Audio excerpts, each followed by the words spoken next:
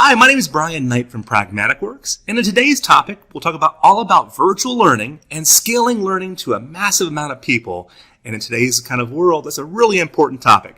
With me today is Melissa Hooper. Melissa, how are you today? I'm well, Brian. How are you? Excellent. Well, tell us a little about yourself. Sure. So I currently work at a Fortune 100 healthcare company.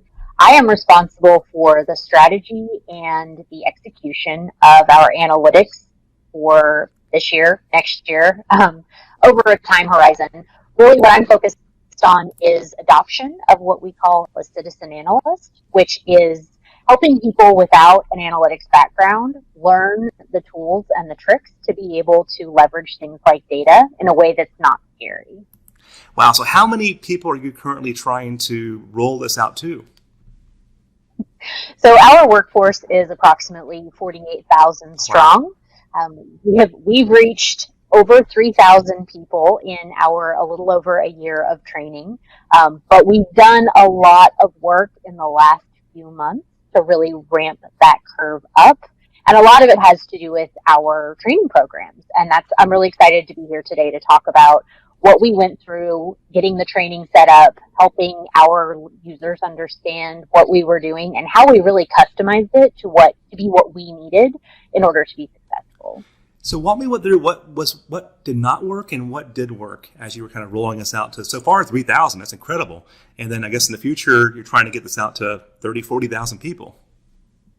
True. Yes. So in the beginning, we're a very small team and have a huge charge. So what we did was pair with a Microsoft to do a Power BI. It's called Dashboard and it was okay. We had a small budget. We had a small team to be able to lead this. And what happened was we're pushing people through generic classes. And anyone who's familiar with the healthcare industry will know that sales and revenues and cost of goods sold are not applicable. So we deal in premiums and claims, we deal in members' lives. And Microsoft hasn't gotten to the point where they're customizing their analytics tools. And this isn't a knock on Microsoft at all. This is more our experience. Right. So then what went wrong then? It sounds like was just having the sales numbers, having the typical examples that every kind of training program has, right? The profit, loss, and all that. Absolutely. It wasn't meeting our associates where they were at. It felt disconnected because the words that we were using, the examples that we were pulling in to train didn't resonate with what people do every day. And so they were learning how to use a tool, but they weren't learning how to apply it to their job. So what did you change then to make it work, to actually engage the employees the proper way? Great question. So we actually worked with Pragmatic Works to come up with a training that was customized to our company. So we used our company's data. We used our specific examples. We took pieces of the Microsoft training that we really liked and we amped those up. And then we took pieces that we didn't like and we either diminished those or we gave them to another sort of course in the advanced, so that when we were coming in with beginning users, those users really were finding a beginner level class without being overwhelmed. So when you first started this, COVID wasn't a thing. It was kind of, several years ago you started this journey on rolling this out to all your employees. Now that COVID has hit and it's kind of a new world as far as how we learn, what have you had to change to make that work? We were nervous at first. So you mentioned that we've been at this for a while. We'd had mixed success with virtual classes. People were burned out. So trying to teach complex topics in an 8-hour day with a workforce that's spread across all time zones, it just didn't work for us. So one of the things we stepped back and said was, can we do the investment to make this a multi-day class? Can we start later in the day? Can we really think about what our associates need? Who's going to do this if they're at home? They need to be able to pause, to check on their kids, to have some time to check their work emails. We had to be more flexible in a COVID environment, and we were scared. I did not want to do this virtually, and luckily we listened and we took a risk, and we had great success. So it sounds like one of the things is, let's take what would have been a full day class and let's make it 2 days so people have time to do their home duties, and also we're good old-fashioned stand-up work emails and meetings and those kind of things, so they can kind of put those at the brackets of the day and then have your learning chunk in the middle of the day. Is that kind of one of the things that you found was what's been? Absolutely. That was key for us. And what's been the feedback around that? Once you made that small little change, how has that impacted the learners? We had some feedback initially that people were hesitant to even sign up for the class because they saw how it was being offered, starting at 10. They thought it would interrupt their day. And what we've heard since then was it was refreshing. And it was nice to be able to compartmentalize their days. It was nice to be able to take a lunch break. It was nice to have some time to digest in the evening what you learned the previous day, and then come back the next day being refreshed and ready for questions, rather than exhausted trying to plow through an 8-hour day on a time zone schedule that may not be your time zone. All of those things together, along with creating the customized classes, really helped to bring the associates in for a learning journey that felt more cohesive to them. So when you're looking at distance learning also, are there any tips you would give a teacher who's panicked right now? The school year is about to start, for example, or trying to teach adult learners, or even kids for that matter. How do you make that class more interactive to where you're not still sitting there and losing the students? I think one of the things we found is you have to be comfortable being uncomfortable. And by that, I mean, we do our training sessions 30 people at a time, and we're doing these every single week. And the associates who are leading these trainings, sometimes they'll have a really boisterous group, and they're rambunctious, and they want to interact, and that's great. Those are always what we hope for. But there are others who are by nature just more introverted. Right. And so what I really like about how the training is delivered is it's geared toward all types. So we things like Kahoot quizzes, which bring people in, but they don't necessarily have to get on their mic and talk, or having a chat feature in their Teams or Zoom or WebEx. All of those things sort of bring people in and engage them, but sometimes you have to be silent, right? And it's being comfortable with those pauses where you can't read body language, but you will get an answer or you won't, and then you laugh about it because, hey, this is a quiet group, and that's okay. So it's really about being comfortable with those things that would make you uncomfortable. I find, I'm doing a lot of computer-based teaching also, and I find one of the ways I can get people to kind of come out of their shells a little bit is to make them drive. To say, no, I'm not going to do the demo. I'm going to let you do the demo. You're going to share your screen, and and then that person who had volunteered to share, they may have been the quietest person in the world, but now all of a sudden they're starting to ask questions and they're starting to engage more. And I find also that when you got 30 people in the room, they're panicked as far as, I better keep on following along with this example, because if I don't, I might be called on next. So it ensures that they have that they're still following along also. I think that's kind of a neat one. I'm glad you brought that up, because that's a change we actually made together. Yes. We tested it out, right? And we decided, because some of the feedback we got on the earlier trainings was, gosh, this is a lot of material, but the instructor's going so fast, I can't follow along. And no matter how many times we said, you're not expected to follow along, this is the demo, it wasn't until we sort of had someone drive and then walk through step by step that we really experienced that, what you said, people start to engage because they think, oh, well, I'm next, or I could drive after this. And you also mentioned Kahoot. So Kahoot, for those that are watching here, is an online game platform for kind of gamifying the classroom.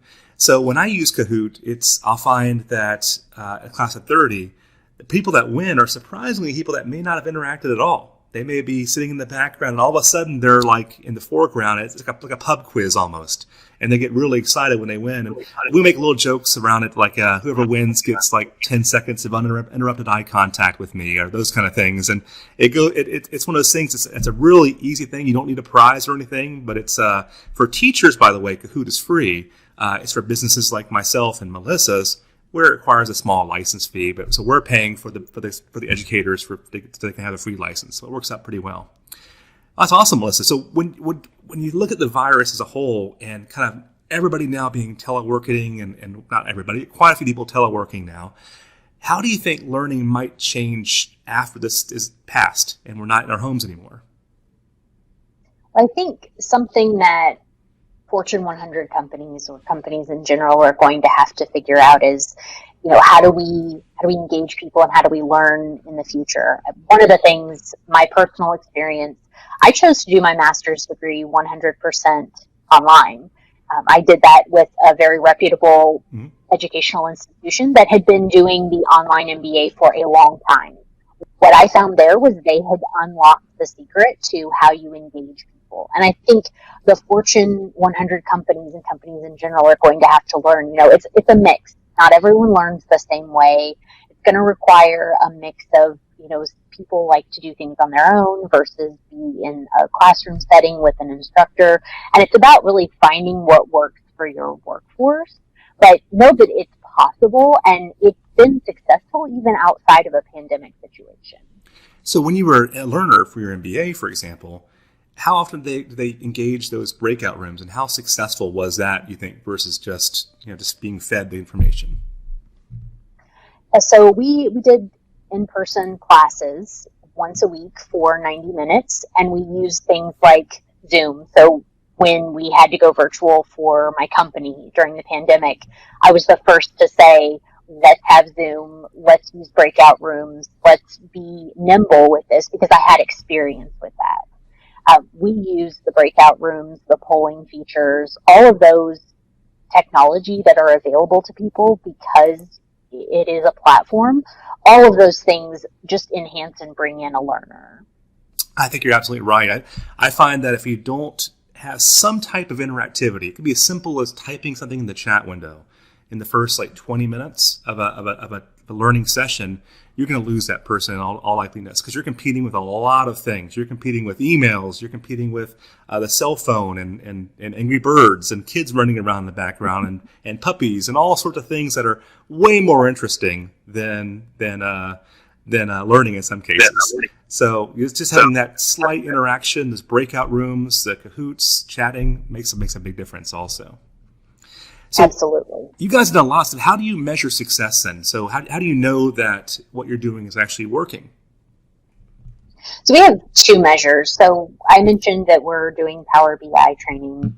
We measure monthly active usage of Power BI. And as we measure that monthly active usage, we do see people are going through the training and then they're continuing to use Power BI. So that's one measure of success. The other is measuring NPS. And we do that through SurveyMonkey, and SurveyMonkey has a feature that will allow you to track over time how satisfied people are with what you're surveying them on.